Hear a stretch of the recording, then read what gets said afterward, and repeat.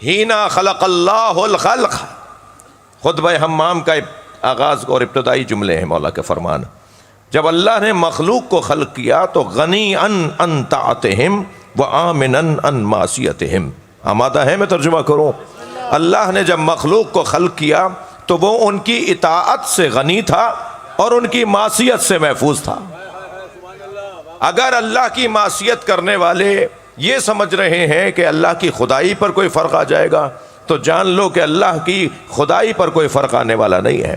اللہ کو ساری دنیا مانے تب بھی اللہ، اور اللہ کو کوئی نہ مانے تب بھی اللہ. اللہ ہمارے مانے جانے سے نہیں پہچانا جا رہا، محمد اور علی کی وجہ سے پہچانا گیا. صلوات پڑھ لیں محمد و علی. مجھے اندازہ ہے رات بہت ہو گئی ہے اور آپ بہت دیر سے تشریف فرما ہیں. یہ ایک سوچ ہے، یہ آپ ایک لفظ منفی معنی میں بولتے ہیں مگر وہ لفظ منفی نہیں ہے. وہ ایک لفظ انگریزی میں یہ بچے بولتے ہیں مائنڈ سیٹ، ایک سوچ، ایک خیال. اس خیال کے مطابق ہی پھر رویے بنتے ہیں. جی ایک مائنڈ سیٹ کے مطابق ہی رویے بنتے ہیں. اللہ ہمارا مائنڈ سیٹ مرتب کر رہا ہے، ہماری سوچ کو منظم کر رہا ہے. یہ سوچ لو کہ تمہاری عبادتوں سے میری خدائی نہیں بڑھتی اور نہ ہی تمہارے گناہوں سے میری خدائی میں کمی آتی ہے. گناہ کا بھی نقصان تمہیں ہے اور عبادتوں کا بھی فائدہ تمہیں ہے. یہ جو نماز کے اوقات ہیں نا، یہ اللہ کے اوقات نہیں ہیں، ہمارے اوقات. ہم یہ نماز کے اوقات سے اپنے اوقات کو منظم کرتے ہیں. اللہ ہمیں ان وقتوں میں نہیں ملتا. بعض لوگوں کو تو مصلی پہ بھی اللہ نہیں ملتا، بعض لوگوں کو تو مسجد میں بھی اللہ نہیں ملتا. ناراض نہ ہوئیے گا، بعض لوگوں کو مکے جا کر بھی اللہ نہیں ملتا. اور بعض لوگ اگر آئینے میں اپنی شکل دیکھ لیں تو اللہ سمجھ میں آ جاتا ہے. بھائی صلوات پڑھ لیں نبی کی ذات پر.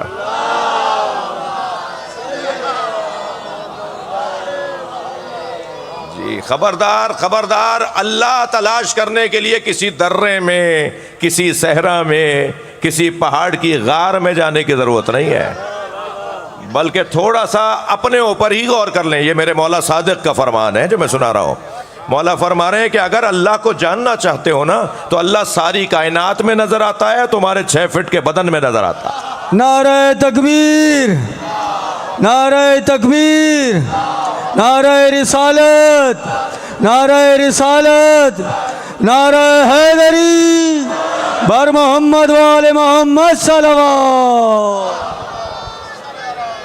ماشاءاللہ بھرپور مجمع ہے، جتنی دریاں بچھی ہوئی ہیں وہ سب پر ہیں. تھوڑا سا جو میرے احباب کھڑے ہیں وہ بھی بیٹھیں گے تو ثواب زیادہ ہو جائے گا. ایک اور صلوات نبی کی ذات پہ.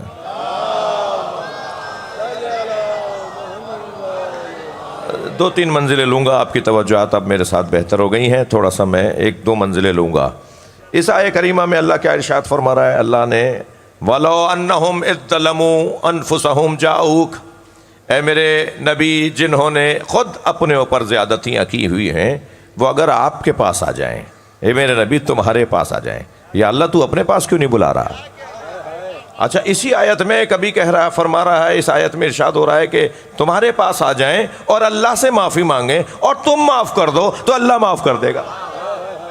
ایسا لگتا ہے کہ اللہ کے پاس جاؤ تو وہ نبی کے پاس بھیجتا ہے اور نبی کے پاس جاؤ تو وہ اللہ کے پاس بھیجتا ہے. بھائی جسے رسول اللہ سمجھ میں آ گئے اسے علی سمجھ میں آ جائے گا. جی مسئلہ تو سارا یہ سوچ ہے، یہ اس سوچ کا مسئلہ ہے کہ صرف ہمیں اللہ سے بات کرنی ہے. توحید ناشناس توحید پرستوں نے جتنا مسلمانوں کو نقصان پہنچایا ہے اتنا کسی مسلمان نے نقصان نہیں پہنچایا. قرآن مجید میں جس انداز سے اللہ ہماری سوچ کو منظم کرنا چاہتا ہے وہ یہ سوچ ہے. جی عقیدہ توسل، وسیلے کا عقیدہ. بھئی یہ ممبر عقیدے کے دفاع کی جگہ ہے.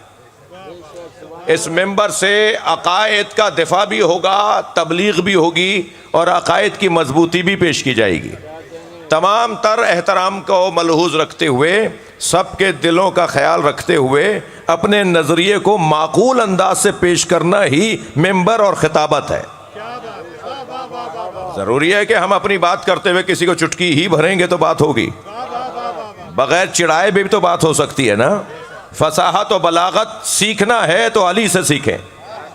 میرے مولا نے نہج البلاغہ میں جو بولنے کا ڈھنگ عطا کیا ہے اس کا تقاضا یہی ہے کہ بات بھی ہو جائے اور بات بری بھی نہ لگے.